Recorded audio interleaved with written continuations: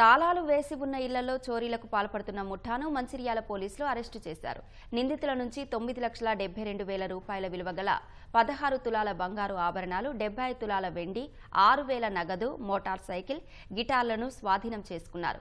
జిల్లా పరిధిలోని మందమర్రి, బెల్లంపల్లి, రామకృష్ణాపూర్లో తాళం వేసిన ఇళ్లను లక్ష్యంగా చేసుకుని 5 నెలలుగా దొంగతనాలకు పాల్పడుతున్నారని తెలిపారు. తనిఖీల్లో భాగంగా 7 నిందితులను అరెస్టు చేశామని Ramagundam police commissioner M Srinivas వెల్లడించారు. జనవరి నుంచి ఈ రోజు వరకు అంటే ఈ 5 months లో ఈ దొంగతనాల్లో ఏవైతే రాత్రిపూట దొంగతనాలు అంటే హెచ్బి బై నైట్ ఈ దొంగతనాలు 14 దొంగతనాలను డిటెక్ట్ చేయడం జరిగింది.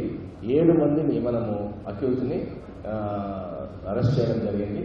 వాళ్ళ యొక్క సీజర్స్ వాళ్ళ దగ్గర ఈ 14 కేసులకు సంబంధించి మొత్తము 16 తులాల 2 గ్రాముల గోల్డ్ అండ్ 75 తులాల వెండి అండ్ ఎలక్ట్రానిక్ ఐటమ్స్ ఒక LED TV, home theatre, mobile phones 3, laptop 1, canon camera 1, hero Honda shine bike కూడా 1 రికవర్ చేయడం జరిగింది.